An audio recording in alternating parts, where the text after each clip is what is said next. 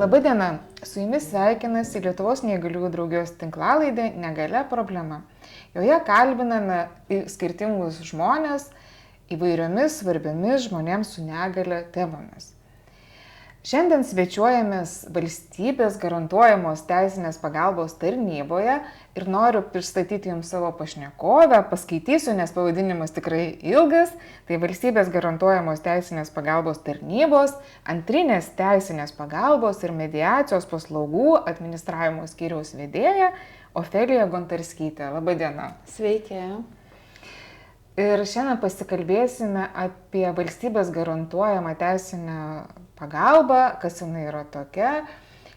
Šita tema man kilo dėl to, galvoje, kad pastaruoju metu sutikau ne vieną žmogų, kuris papasakojo, kad pasinaudojo valstybės garantuojamą teisinę pagalbą ir norėčiau, kad daugiau žmonių sužinotų, kokios yra paslaugos ir kaip galima jomis pasinaudoti. Tai ir šiandien labiau pasikalbėsim apie tai. Noriu, Ofelija, jūsų paklausti, apskritai, kodėl valstybė garantuoja kažkokią teisinę pagalbą žmonėm? Kokia čia idėja yra? Kodėl valstybė imasi padėti žmonėm kai kuriais klausimais? Tai kaip ir žinia, kadangi yra asmenų, kurie yra toj socialiai jautresniai grupiai su mažesnėmis pajamomis ir ta advokato pagalba tikrai kainuoja nemažai, ypatingai jeigu ta byla yra kažkokia užsitęsianti ar sudėtingesnė, tai valstybė tokiais atvejais ir yra sukūrusi tą tokį mechanizmą, kad asmenys, kurių ar pajamos mažos, taip pat valstybės garantuojamos teisinės pagalbos įstatymas išskiria ir dar asmenų grupę, tame tarpe ir neįgaliuosius, kai nėra vertinamos pajamos, kad yra ta suteikiama teisinė pagalba, kuri yra skirstoma į pirminę ir antrinę teisinę pagalbą, tai mūsų tarnyba yra daugiau atsakinga už tą antrinės teisinės pagalbos organizavimą. Tai kaip ir manau, tas tikslas yra valstybės suteikti tą nemokamą teisinę pagalbą dėl to, kad asmenys, kurie negali pasisamdyti iš savo lėšų advokatų, kad jie nebūtų palikti, kaip sakant, savo pažeistas teises ginti patiems, o teisiniai dalykai tikrai reikalauja tam tikrų specialių žinių ir iššūkių, tai todėl valstybė ir suteikia tokią galimybę asmenims kreiptis. Kad žmonės galėtų apsiginti ir neprofesionaliau. Taip, nes tikrai labai dažnai atsitinka, kad asmenys iš nežinojimo tiesiog nesusitvarko tam tikrų dalykų. Kaip pavyzdį galiu pateikti, pavyzdžiui, palikimo priėmimo klausimai. Labai daug kas praleidžia 3 mėnesių kreipimosi į notarą terminą ir jeigu jau asmuo jį praleidžia, tai jau tenka eiti per teismą ir tą terminą atsinaujinti, kad būtų galima priimti palikimą pas notarą. Tai gauname tokių prašymų, kur asmuo ir prieš 10 metų nebūna susitvarkęs, būna ir net prieš 20 metų, kad tik dabar žmogui iškilo būtinybė susitvarkyti dokumentus teisiškai. O taip jis prieš tai žmonės galvoja, priėmiau palikimą, faktinių valdymų, nieko man nereikia tvarkytis, kol neprasideda tam tikri teisiniai tokie dalykai. Tarp kitko, čia labai toksai geras pavyzdys, nes labai daug žmonių susiduria, vis tiek kažkokie artimieji miršta ir tenka tą palikimą. Ar visada žmonės sužino, kad jiems kažkas kažką paliko, kad jie paveldėjo kažką? Dėl šito taip pilnai pakomentuoti negaliu, kadangi tai jau yra notaro funkcijos, tai mano žiniomis, kad jeigu yra patvirtintas testamentas notaro būtent, tada notaras tikrai susisiekia su tuo įpėdiniu, o jeigu pagal įstatymą, tai visada irgi notaras žiūri, kas yra to palikėjo vaikai, ar turėjo sutuoktinį ir siunčia irgi tą pranešimą, bet žinot, ne visi visada laiku ten sureaguoja ir taip atsitinka, mano nuomonė, tas terminas 3 mėnesių tikrai yra ganėtinai trumpas ir dėl to taip atsitinka, ypatingai, pavyzdžiui, kai vaikai yra išvykę į užsienį, o tėvai gyvena Lietuvoje, tai vėlgi, ta žinia galbūt ne taip greitai ir suvaikšto. Ir kitas dalykas, kai, žmonės tuo metu kitais užsiėmė, emocijos visai kitos valdo, manau, kad neteisiniai reikalai, kaip sakant, tuo metu rūpi. Įdomu. Reikia priminti žmonėm, kad neužmirštų pasidomėti, ar paveldėjo kažką, ar ne.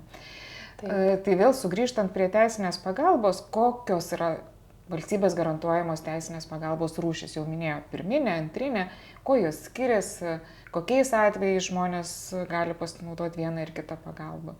Tai taip, yra ta pirminė teisinė pagalba. Jinai yra teikiama visose Lietuvos savivaldybėse. Teisinę pirminę pagalbą teikia arba savivaldybių darbuotojai, arba savivaldybė gali tiesiog samdytis advokatus ar kitus teisininkus, kurie teiktų tą pirminę teisinę pagalbą. Tai pavyzdžiui, Kauno mieste pirminę teisinę pagalbą teikia advokatės, o visur kitur tai teikia savivaldybių darbuotojai. Vilniuje dar yra Vilniaus universiteto teisės klinika, tai ten dar studentai irgi padeda žmonėm. Pirminė teisinė pagalba apima konsultacijas. Pavyzdžiui, žmogus sako, aš paveldėjau, arba man reikia priimti palikimą, arba aš noriu skirtis, man ten onutė skolinga 500 eurų negrąžina. Tokie pirminiai klausimai, arba išnuomavau butą, man ten nuomininkai nemoka pinigėlių, ką man daryti. Tai visos tokios pirminės konsultacijos, arba gavus dokumentą iš teismo, kai gauna asmenės dėl atsiliepimų pateikimo, iš policijos galbūt ten į apklausą kažkokius nutarimus, kad pripažintas nukentėjusiuoju ar panašiai. Tai pirminė teisinė pagalba ir apima tas konsultacijas, kad asmuo ateina su tais dokumentais ir specialistas, jisai susipažįsta su to asmens situacija ir pataria, ką jam toliau daryti. Sprendimo būdai gali būti įvairūs, nes galbūt tam tikras situacijas galima bandyti spręsti taikiai, ypatingai kai yra kokie skolos klausimai. Tai savivaldybės darbuotojai padeda žmonėms surašyti tas pirminės pretenzijas, kad jūs man esate skolingas, prašau grąžinti iki tam tikro termino. Tikrai dalis ginčų išsisprendžia ir su tais raginimais. Paskui, jeigu iš šeimos ginčų kyla tie santykiai, tai tada yra reikalinga mediacija pasinaudoti, irgi bando tą ginčą išspręsti taikiai, padeda mediatorius. Tai būtent tas pirminės teisinės pagalbos specialistas, jisai įvertinęs žmogaus situaciją, jis pakonsultuoja tam tikrais klausimais, galbūt jam reikia kreiptis į tam tikrą įstaigą su kokiu prašymu, tai irgi būna padeda surašyti, supildyti dokumentus. Jeigu mato, kad pagal poreikį asmeniui yra reikalingas advokatas, tai tokiu atveju yra pas mus sistema teisis.lt, yra prisijungusios visos savivaldybės. Labai yra patogu ir žmogui, ir savivaldybėms, kad asmuo atėjęs, jeigu mato poreikį, kad yra reikalingas advokatas, per sistemą yra pildomas prašymas mums tarnybai, kuris automatiniu būdu iš karto mums atkeliauja ir mes iš karto gauname. Seniau ilgiau užtrukdavo dėl to, kad žmonės per paštą turėdavo siųsti dokumentus, tai vis tiek 2 dienos, kartais net ir daugiau užtrukdavo, o ypatingai, kai žmogus gauna pranešimą, kad jam reikia pateikti atsiliepimą skubu, tai tikrai labai yra patogu per tą sistemą naudojantis būtent pirminės teisinės pagalbos specialistų paslaugomis pateikti dokumentus per sistemą Teisis. Dar taip pat pirminės teisinės pagalbos specialistai gali padėti parengti ir taikos sutartis.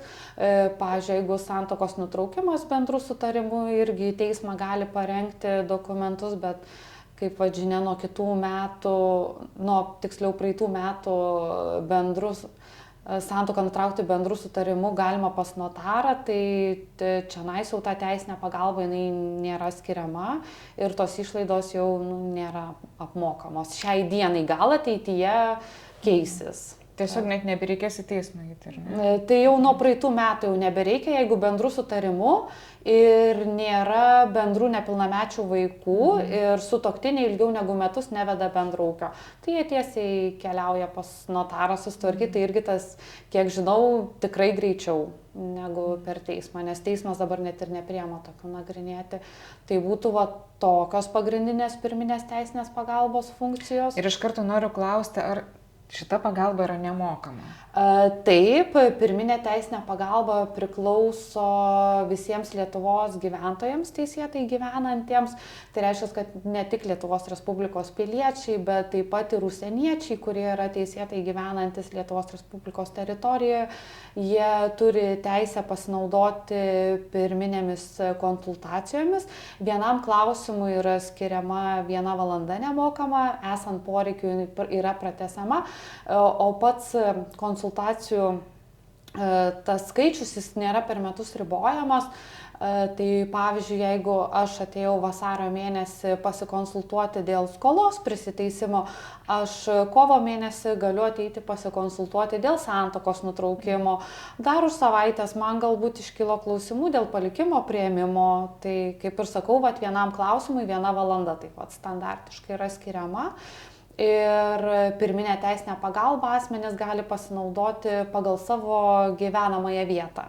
Tai faktinė, tai pavyzdžiui, jeigu asmuo, kad ir yra deklaruotas Panevėžy, bet gyvena Vilniuje, tai jam ta pirminė teisinė pagalba turėtų būti suteikiama Vilniaus mieste.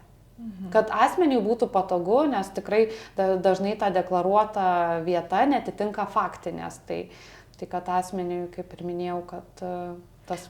O iš kur žinoti, kur yra tos tarnybos, kur tas žmogus, su kuriuo galima konsultuotis, kaip atrasti? Tai kaip ir minėjau, visos Lietuvos savivaldybės yra įsitraukusios. Mūsų internetinėje svetainėje tarnybos irgi galima rasti visus kontaktus, taip pat ir per paieškas internetinės irgi įsivedus. Ir dažniausiai kiekviena savivaldybė tiesiog, pavyzdžiui, įsivedus į paieškos laukelį Marijampolės pirminę teisinę pagalbą, tikrai surasim geriausią tą rezultatą ir nukreips į tą internetinę svetainę, kur bus nurodyti atsakingos asmens kontaktai, jau tas tiesioginis telefono numeriukas, adresas, tas darbo laikas ir taipogi galima skambinti kiekvieną savivaldybę bendraisiais tais telefonų numeriais, tikrai susakys visą informaciją, lygiai taip pat ir mums į tarnybą galima skambinti, mes pasiteiraujame asmens, iš kokio jisai miesto rajono yra ir irgi suteikiam informaciją ir nukreipiam į pirminę teisinę pagalbą. Tai tikrai tų variantų, kaip gauti tą kontaktą, yra pakankamai daug ir įvairiausių būdų. Tai gerai, mes jau gavom pirminę tą konsultaciją, ar ne valandą laiko, turbūt nėra labai daug, kartais tenka įsigilinti į kai kurios klausimus, ne visada taip paprasta. Tai vėliau yra antrinė, ar ne, teisinė pagalba. Kokia čia yra pagalba, kokia jos specifika, kas ją gali pasinaudoti, papasakokit plačiau. Taip, tai antrinė teisinė pagalba, kaip ir minėjau, kai jau pirminės teisinės pagalbos specialistas supildo prašymą, jeigu mato, kad yra poreikis dėl advokato, tada mes jau gavę tą prašymą jį nagrinėjam. Yra labai daug dalykų, ką turime pažiūrėti gavę prašymą. Tai pirmiausia, ar asmuo turi teisę gauti tą antrinę teisinę pagalbą, advokatą. Tai šiuo atveju yra nustatytas vienas pajamų ir turto lygis. Pajamos jos skiriasi priklausomai nuo turimų bendrai gyvenančių nepilnamečių ir pilnamečių vaikų skaičiaus. Per metus yra irgi nustatytas lygis, galima rasti mūsų internetinėje svetainėje, kokia suma šiai dienai neturint vaikų vienas asmuo per paskutinius 12 mėnesių jo metinės pajamos turėtų būti 6688 eurai. Čia jeigu jau turi vaikų, tai kaip ir minėjau, tas lygis pajamų kyla. O turto lygis tai yra nustatomas pagal kiekvieną miestą, netgi tas pats Vilnius jis yra išskaidytas į labai daug zonų, berods virš 50, tai priklausomai nuo gatvės, kur asmuo yra deklaruotas ir turi ar butą, ar žemės sklypą, yra pagal registrų centro direktoriaus patvirtintos zonos, mes pagal tas zonas ir nustatinėjom turto lygį. Tai labai įvairiai čia gali būti, kad vienam mieste ta turto vertė bus 120 000, o kitam mažesnė miestelėje bus tik kokie 25 000. O skamba labai sudėtingai. Ar ilgai užtrunka ta procedūra, kartais gali ir teisinė pagalba nusitęsti labai, ar ne? Su pačiu skaičiavimu pajamomis, tai kuom dar yra labai naudinga ir teisės sistema, tai pildant prašymą, pagal asmens kodą mes iš įvairių valstybinių įstaigų gauname jau tam tikrus duomenis. Tai, pavyzdžiui, iš Sodros, iš socialinių dėl pašalpų skirimo, taipogi iš registrų centro gaunam duomenis dėl to pačio neįgalumo, neveiksnumo. Paskui iš gyventojų registro duomenys, mums labai daug viskas sukrenta ir mes matom tos duomenys dėl pajamų. Tai ir pirminės teisinės pagalbos specialistas, pildydamas prašymą, jau mato maždaug kokios tos asmens pajamos. O taip pat ir tas turtas visas yra nurodomas, tik kad mes dar atskirai turime pagal registrų centro vidutinės vertės tiesiog apskaičiuoti tą turtą ir parinkus atitinkamą zoną, pažiūrėti, ar asmuo neviršija nustatyto to turto lygio. Tai pats skaičiavimas, tai čia vėlgi, žinot, labai priklauso kiek to turto, kartais pa žmogų būna tik butas, namas ir keli priklausiniai. Yra buvę atveju, kai ir 50 vienetų turto žemės sklypukų po visą Lietuvos teritoriją, tai tikrai tada užtrunka. Bet taip paimkime, jeigu standartiškai, tai kelias minutės tas paskaičiavimas, nes turim irgi ir sistemoje pasidarę ir su tom zonom, kad labai greitai pasitikrinam, ar viršyje ar neviršyje. Tai žodžiu, nebereikia žmonėms su popierėliais vaikščioti, nešti pažymas ir ten 3 dienas. Nebereikia, tai tikrai labai patogu, jau ten nebent dėl pajamų kažko papildomai būna, kai asmenys ar butus nuomoja, tai mes jau tokios informacijos negaunam, už kiek nuomoja. Tai tokios nebent papildomos, bet dažniausiai ar ten kaip išlaikymą gavo vaikams, tai irgi jeigu ne Sodra atlieka tos mokėjimus, o tėtis mama moka, tai mes irgi šitų duomenų sistemoje nematysim, jau pats asmuo turi nurodyti šitas gautas pajamas. Tai praėjus tą pirmą vertinimą, kaip ir minėjau, sužiūrime pajamas, turtą suskaičiuojam.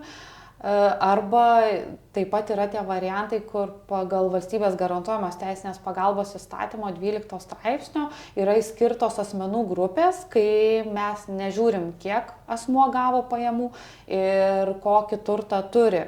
Tai į tą tarpą patenka ir neįgalieji, kurių dalyvumo lygis yra nustatytas nuo 0 iki 25%.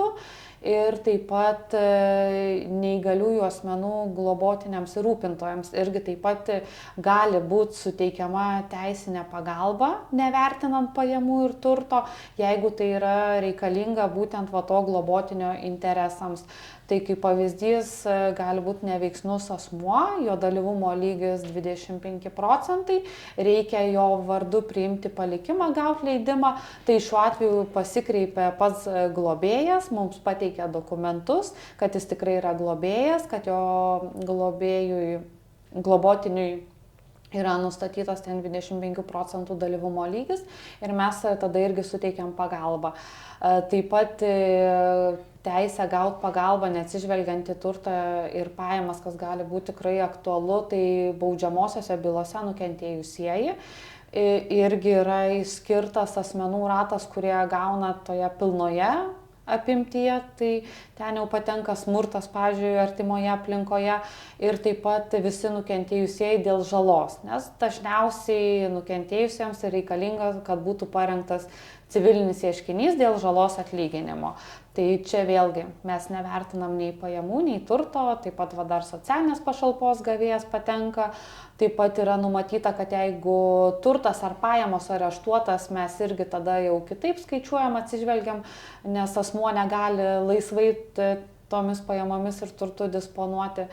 Tai vat, visas toks sąrašiukas yra numatytas ir jau kai sutikrinam, kad jau tą pirmą etapą praeinam, kad asmuo turi teisę gauti pagalbą, vertinam jau tada reikalavimą, ko asmuo prašo, kodėl jis pas mus kreipiasi, kad jam būtų paskirtas advokatas.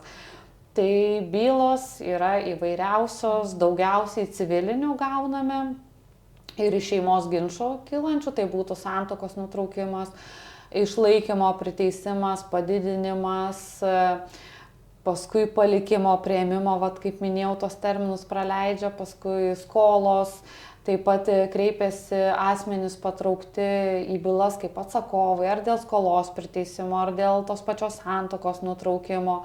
Baudžiamųjų bylų irgi gauname, kreipiasi tiek įtariamieji, tiek nukentėjusieji.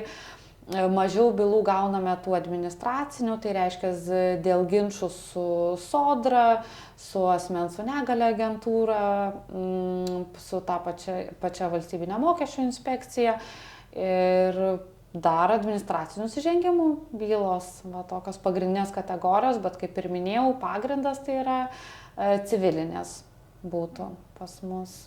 O žmonės su negale dėl kokių klausimų, pavyzdžiui, kreipiasi? Irgi, žinokit, įvairiai gauname ir baudžiamųjų bylų, taip pat civilinėse bylose ir tas pats santuokos nutraukimas, ir išlaikymo priteisimas, ir palikimo klausimai, skolos priteisimas, tiek jie nori prisiteisti, tiek iš jų galbūt ten kokios įmonės ar asmenys.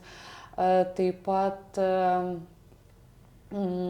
tos pačios administracinių nusižengimų bylos, kai jie yra, gauna administracinę nuobaudą tikrai tokiu atveju, bet vėlgi dėl tų pačių agentūros sprendimų iš tikrųjų šiais metais jau esame gavę kelis prašymus ir paskyrę advokatus, tai sakau, irgi įvairios bylų kategorijos. Dėl dalyvumo nustatymo iš tikrųjų ir norėjau klausti atskirai, nes iš tiesų pasikeitė negalios nustatymo tvarka nuo šių metų ir žmonėms kyla klausimų ir nesusipratimų įvairių ir kartais iš tiesų pasikeičia ne toks, kokio žmogus tikėjosi dalyvumo lygis nustatomas, ar ne, ir agentūra ir administracinių ginčų komisija vertina tik tai procesą iš esmės, ar ne, bet jeigu žmogus nepatenkintas yra kaip vertinimo metodika, ar, nežinau, jisai galvoja, kad neteisingai jį vertino, kažkaip ne visai atsižvelgia visas aplinkybės ar panašiai. Ar gali tada pas jūs kreiptis? Kaip tai vyksta? Ką jūs galėtumėt padėti šitam žmogui? Tai kaip ir minėjau, šiais metais tikrai esame gavę prašymų paskirti advokatą būtent dėl tos agentūros sprendimų, kuriais buvo nustatytas asmeniui dalyvumo lygis. Tai jeigu asmuo turi teisę gauti antrinę teisinę pagalbą, tai kaip ir minėjau, arba pagal neįgalumą, ar pagal kitus 12 straipsnėje numatytus atvejus, arba jau tada vertinam pajamas ir turtą, mes paskiriam advokatą būtent dėl tos agentūros sprendimo apskundimo, kad jau jam pagelbėtų advokatas, tiek tai išankstinė ginčo tvarka tam per administracinių ginčų komisiją, nes kiek pamenu, nuo šių metų lyg privaloma tapo, ir paskui jau kreiptis į teismą. Toliau tai, žodžiu, jeigu nori apskūsti net pirminiam lygmenį, jau taip, gali kreiptis ir taip, padės kvalifikuotai surašyti. Taip, svarbia. Jeigu dar netenkina, tada jau einam iki teismo, ar ne, kitas kelias, kito kelio nėra tiesiog. Ir jau tada vėl reikia daugiau pagalbos. Taip, tada mes dažniausiai vienu sprendimu, atsiprašau, išduodame advokatą, kad atstovautų ir ginčų komisijoje, ir iš karto teisme. Pirmos instancijos, o jeigu asmuo nori apeliacijos, tai tada jau turi papildomai pas mus kreiptis.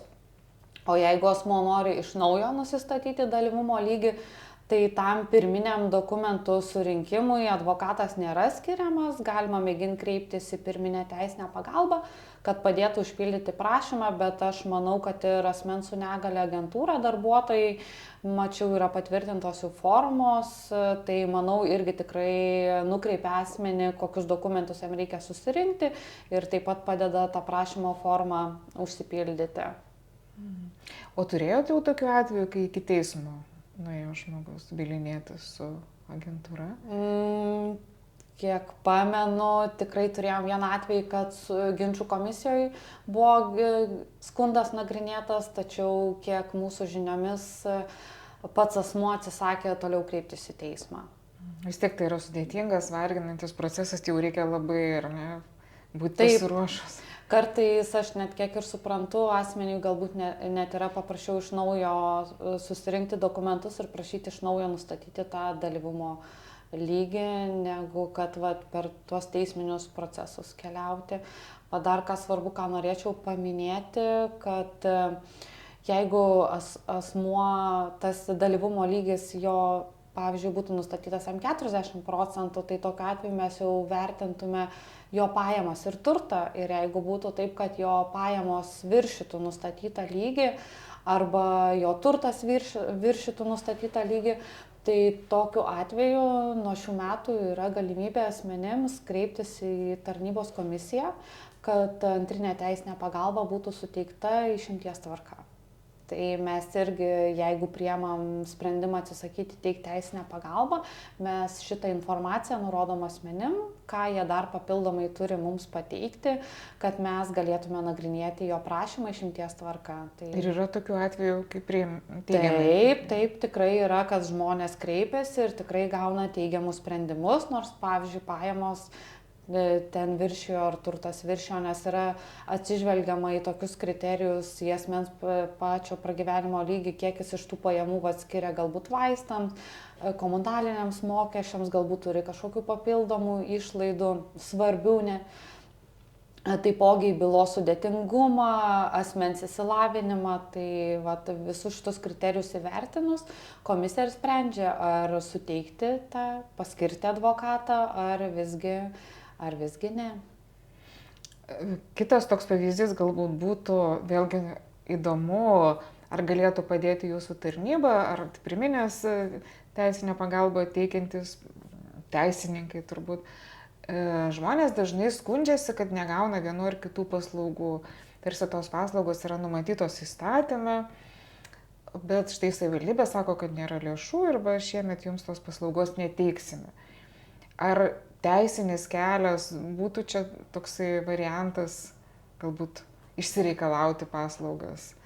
Taip, kaip ir minėjote, kadangi asmenim tai priklauso pagal įstatymą tam tikrus aprašus, tai šiuo atveju tikrai asmuo turi teisę prašyti jam priklausančių paslaugų. Ir tokiu atveju, jeigu jisai gauna raštišką atsakymą, kad jam atsisakoma suteikti tam tikras paslaugas, asmuo turi teisę kreiptis į teismą ir skųsti tokį atsakymą, tai vėlgi būtų geriausia, tikslingiausia kreiptis į pirminės teisinės pagalbos specialistą, kad jisai įvertintų, galbūt tikslinga rašyti kažkokį pakartotinį prašymą, nes irgi praktikoje atsitinka taip, kad kodėl asmenys negauna paslaugų, o todėl, kad jie pakankamai nepateikia dokumentų tam tikrų, kad savivaldybė galėtų įvertinti, ar tikrai tam asmeniui ta paslauga priklauso. Tai žinokit, atsitinka ir taip.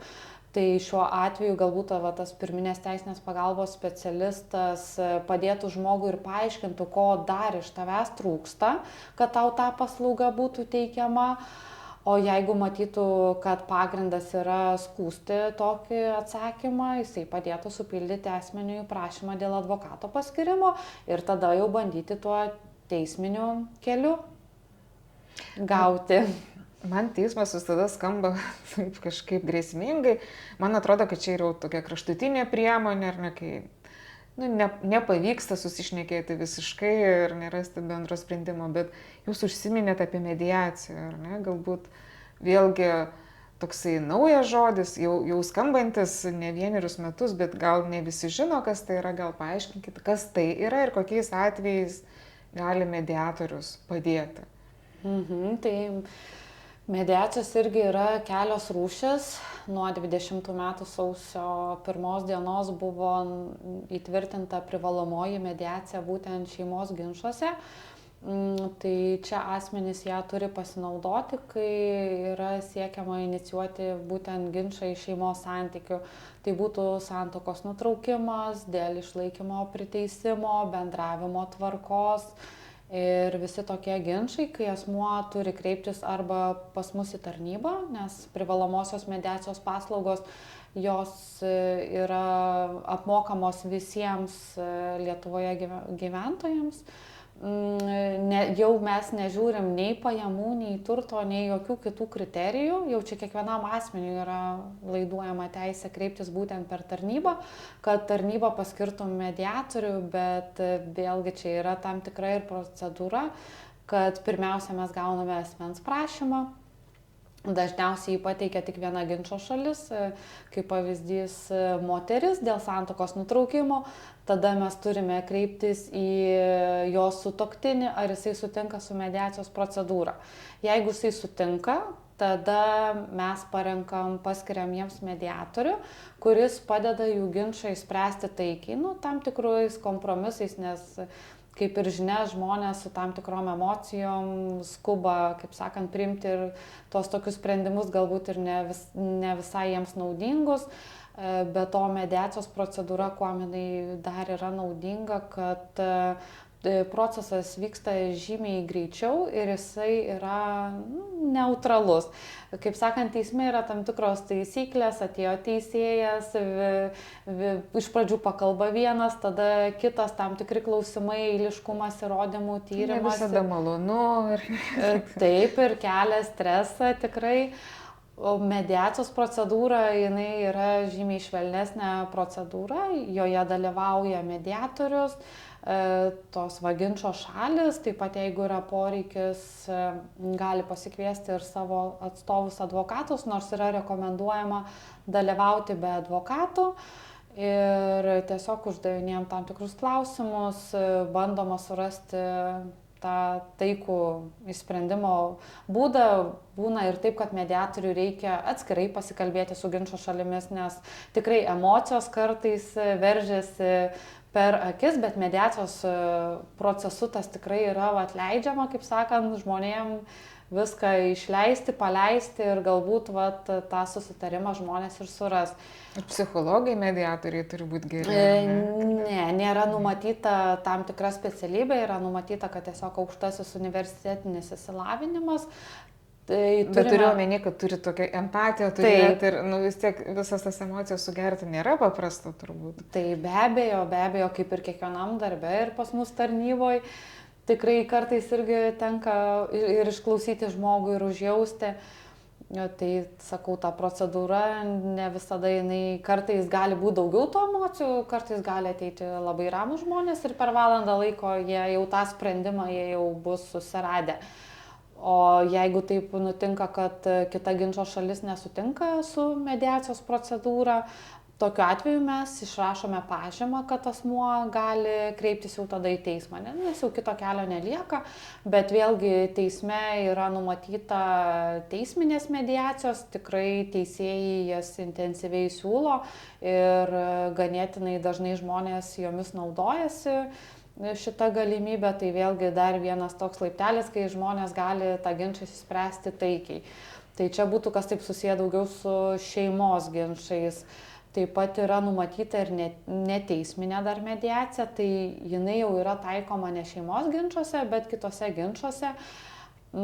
Pačių prašymų mes kaip tarnyba negauname daug būtent dėl tų neteisminių, o asmenys dažniausiai kreipiasi, pavyzdžiui, kai ginčas iškyla dėl kokio turto atidalijimo, naudojimosi tvarkos, skolos priteisimo. Tai irgi asmenys yra nustatyta forma, ją galima užpildyti ar pas mus atvykus, ar irgi kreiptis į pirminės teisinės pagalbos specialistą, kad asmuo nori pasinaudoti neteisminę tą mediaciją, tik šiuo atveju yra numatyta, kad asmuo iš karto turi pateikti ir kitos ginčo šalies sutikimą, kad jau ne tarnyba kreipiasi, bet jau pats asmuo su prašymu. Tai irgi tada vertinama, ar asmuo turi teisę gauti pagalbą ir jeigu viskas atitinka, yra sutikimas, yra paskiriamas mediatorius, kuris padeda šalims pasiekti tą taikų susitarimo būdą, kad būtų greičiau, efektyviau ir, žinot, kiekvienas sprendimas, kuris yra priemamas su bendru susitarimu, jis yra tikrai labiau vykdomas ir labiau jo laikomasi negu teismo sprendimas. O čia gali būti tokie atvejai, kai žmogus su institucija susitarė, su Yra tikrai, yra buvę ir ta pati administracinių ginčų komisija visada nagrinėjant ginčą siūlo ginčą įsispręsti tuo taikiu sutarimu, kaip ir teismai. Tai tikrai tas yra įmanoma, tik, sakau, mano žiniomis nelabai dar intensyviai tuo yra naudojamasi. Galbūt žmonės tiesiog nežino apie tokią galimybę. Manau, kad taip. Nes iš tiesų yra daug geriau susitarti negu...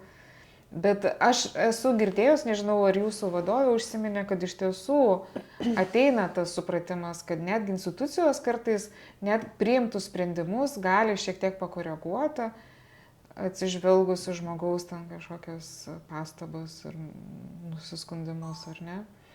Taip, tikrai yra tokios galimybės, kaip, pavyzdžiui, ir mūsų atveju mes galime priimti sprendimą atsisakyti teikti pagalbą, kadangi asmens pajamos viršyje, pavyzdžiui, ką mes matom sistemoj, o asmuo mums pateikia papildomus dokumentus, kad aš moku dar išlaikymą savo nepilnamečiams vaikams, iš manęs yra išskaičiuojama nuo darbo užmokesčio.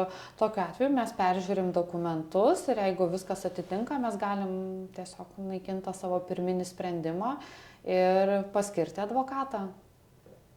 Na ir noriu paklausti, ar reikia laukti kažkokioje eilėje, kol ginčas bus pradėtas nagrinėti, ar greitai ta pagalba gali suteikta būti? Advokato paskirimo procedūra tai iš tikrųjų yra ganėtinai greita. Mūsų įstatymas įpareigoja gavus prašymą išnagrinėti per 7 darbo dienas. Tai iš tikrųjų yra ganėtinai trumpas laiko terminas.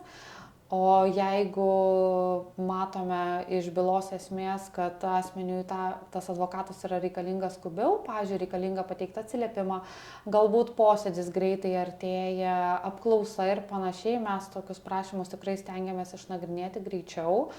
Tai kas priklauso nuo mūsų, mes tikrai terminų laikomės ir dar stengiamės kuo greičiau išnagrinėti, tačiau atsitinka ir taip, kai asmuo ne visada mums pateikia visus reikalingus dokumentus.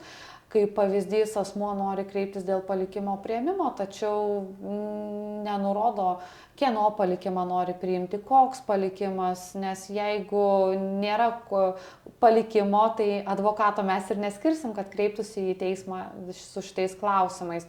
Tada mes jau kreipiamės į asmenį su raštais ir prašome tam tikros informacijos, dokumentus, kad pateiktų. Dažniausiai tai būna 30 dienų terminas, per kurį asmuo turi pateikti mums dokumentus. Jeigu pateikia dokumentus, mes toliau nagrinėjam prašymą, tada irgi vėl yra taikomas tas 7 darbo dienų terminas nuo dokumentų gavimo dienos ir tada priemam tą sprendimą. Jeigu dar reikia kažko pasitikslinti, kreipiamės pakartotinai į asmenį.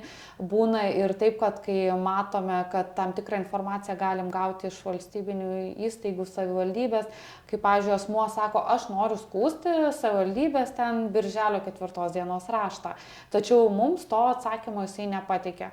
Mes irgi įsivertinam situaciją, kad mums yra tikslingiau, greičiau kreiptis į savivaldybę ir paprašom mes to rašto kopijos ir išsiaiškinam situaciją. Nes kartais būna ir taip, kad žmogus savaip interpretuoja situaciją, jis galvoja, čia yra raštas, kažkoks atsakymas, o ten galbūt kažkoks tarpinis, galbūt net ne jam adresuota ir panašiai. Tai kaip ir minėjau, tie terminai yra ganėtinai trumpi, lygiai taip pat iš pirminės teisinės pagalbos specialistai būna mum ir paskambina ir informuoja, kad pateikėme prašymą, čia reikalingas atsiliepimas per savaitę, ar galite greičiau, tai tikrai irgi reaguojame ir, kaip ir minėjau, stengiamės advokatą paskirti kuo greičiau, kad asmuo turėtų galimybę pasinaudoti. Vėlgi, kiek užtrunka procesas, kol yra pateikiami dokumentai į teismą, tai paimkime paprasčiausios tas bylas, santuokos nutraukimą, išlaikymo priteisimą, kas yra aktualu, tai aš jau čia nelabai galiu pakomentuoti, nes čia labai priklauso nuo asmens ir advokato bendravimo. Advokatas gali pasakyti asmeniui, kad jums reikalinga yra susirinkti vis tiek tam tikras pažymas, dokumentus į teismą. Tai jau čia labai priklausys ir nuo asmens, kiek jisai greitai tai padarys. Vieni tikrai labai greitai per kelias dienas jau ten susirenka viskas, kas reikalinga, advokatas jau kitą savaitę jį priema, jau parengia dokumentus ir pateikia į teismą. Kiek pats teisminis procesas truks, čia vėlgi įtakoja labai daug priežasčių, kaip atsakovas greit reaguoja, ar jam dokumentai buvo įteikti ar nebuvo įteikti, tai vėlgi tas bylos sudėtingumas, tas pats santuokos nutraukimas, tai gali būti labai lengva byla ir gali būti byla užtruks ir kelis metus, ypatingai jeigu tai yra ginčas dėl turto dalybų. O atsitinka ir taip, kai asmenys gavę teisinę pagalbą, jie net nepasikreipia į advokatą, būna ir tokių atvejų. Tai mums tada advokatas praneša, mes kreipiamės į asmenį, būna irgi įvairios situacijos, kodėl asmuo nepasikreipė, kai kas persigalvoja, tikrai va tokių variantų būna, kad tiesiog nusprendė, kad nebereikia, pasisamdė savo privatų advokatą, ar tiesiog tas ginčas įsisprendžia būna ir taikiu būdu, nes, pavyzdžiui, dėl pačios skolos priteisimo irgi yra buvę atveju, kad mes paskiriam advokatą, advokatas ar paskambina, ar dar papildomai surašo pretenziją ir tas skolos klausimas būna įsisprendžia, ar grąžina pinigėlius, ar taikos sutartį teisme pasitvirtina. Tai sakau, įvairių tų tokių situacijų ir tais terminais, kiek tas ginčas teisminis gali užtrukti, tai sakau, čia labai priklauso, kokia tai yra byla. Bet taip, jeigu orientuotis, taip mes sprendimą dažniausiai asmenims išduodam 12 mėnesių yra galiojimo terminas. Tai iš tikrųjų dažniausiai per tą 12 mėnesių asmuo ir įsisprendžia savo tos teisinius reikalus. Ir dar kartą priminkim, nuo ko pradėti, kaip reikia pasiruošti, kreiptis į tarnybą. Pirmiausia, turbūt į pirminę pagalbą, ar ne, tiesiai jūs niekaip nepavyks kreiptis? Oi, tikrai pavyks. Pavyks, ar ne? Taip, yra internetiniai svetainiai nurodyti kontaktiniai telefonų numeriai, kuriais galima skambinti ir pasiteirauti, kokiu būdu galima pateikti dokumentus. Tai variantų yra, kad jeigu asmeniui yra patogu, mūsų padaliniai yra įsikūrę Vilniuje, Kaune, Panevėžyje, Šiauliuose ir Klaipėdoje, tai asmuo gali visada atvykti įstaigos darbo metu ir užpildyti prašymą. Tačiau, kai asmenim trūksta tų teisinių žinių, jie ne visada susigaudo, ką jiems reikia užpildyti, kiek įmanoma, tikrai mes kaip tarnybos darbuotojai padedam, pasakom ir kokių dokumentų reikia. Tačiau dažnu atveju rekomenduojam asmeniui kreiptis į pirminę teisinę pagalbą, suteikiam telefono numerius, kur asmuo pasiskambinęs dažniausiai yra užregistruojamas į konsultaciją susitikimui. Tai tada, jeigu asmuo patenka pas pirminės teisinės pagalbos specialistą, dažniausiai specialistas padės asmeniui užpildyti prašymą per sistemą teisis.lt. Tai, žodžiu, galima ir ne per sistemą, tiesiai į jūs kreiptis. Taip, ir tiesiai galima įsispausdinus prašymų formas, kurios irgi yra mūsų internetiniai svetainiai, jas užpildyti, įsiųsti paštu. Galima pasirašyti elektroniniu parašu, atsiųsti elektroniniu paštu. Taip pat galima pačiam asmeniui prisijungti per teisis.lt ir pateikti pačiam visą informaciją mum per sistemą. Tai tikrai tų būdų yra daug, kaip asmeniui yra buvę irgi atveju, kad ir telefonu pakonsultuojam, kaip ką užpildyti. Ir taip pat yra buvę, kad ir asmenys sako, aš neturiu kaip įsispausdinti prašymo formos, ten iki savivaldybės negaliu. Tokiu atveju mes tiesiog per paštą įsiunčiam tas prašymo formos, ką reikalinga yra užpildyti. Žodžiu, reikia drąsiai kreiptis, tikrai ieškoti ir sulauks pagalbos. Priminkim, kaip interneto svetainė valstybės teisinės garantuojamos pagalbos tarnybos vadinasi? Tai sutrumpintai būtų lrv.vgtpt.lt. Tai ten tikrai labai daug informacijos yra sukelta ir kokius dokumentus reikia pateikti ir prašymo formą. Taip pat yra ir paruošta informacija ir lengvai suprantama kalba, kas ta pirminė, kas antrinė teisinė pagalba. Ir taipogi visų darbuotojų kontaktai, telefonų numeriai, elektroninio pašto adresai, jeigu asmeniui yra reikalinga ar pasikonsultuoti tam tikros informacijos, pasiteirauti. Ir paskutinis toks klausimas, humoristinis, galbūt šiek tiek kas geriau, ar tave pagalba, ar advokatas? Žinokit, sunku man pakomentuoti, kaip aš pati asmeniškai nesu susidūrusi su TV pagalba, kiek tik esu taip mačiusi ir kiek tie siužetai iš tikrųjų yra realistiški, aš irgi nežinau. Ir kaip greitai pasikreipusi TV pagalba, kokie terminai irgi nežinau. Tai vėlgi, manau, čia kiekvieno žmogaus teisė yra pasirinkti, kaip jisai mano, kaip jam geriausiai tą ginčą yra įspręsti. Mes kaip tarnyba ir tikrai akcentuojam tuos taikius ginčo įsprendimo būdus. Tai manau, tiek per TV pagalbą tą įmanoma pasiekti, tiek pasikreipus ir pas mus į tarnybą galima gauti paslaugas, kad asmuo ginčą įspręstų taikiu būdu. Žodžiu, žmonės, žinokime savo teisės, nebijokime kreiptis ir sulauksim pagalbos. Ačiū Jums labai už pokalbį. Noriu priminti, kad garso įrašą podcasto tinklalaidės galite surasti Lietuvos neįgaliųjų draugijos Spotify paskyroje, o vaizdo įrašą YouTube platformoje. Iki kitų susitikimų. Viso.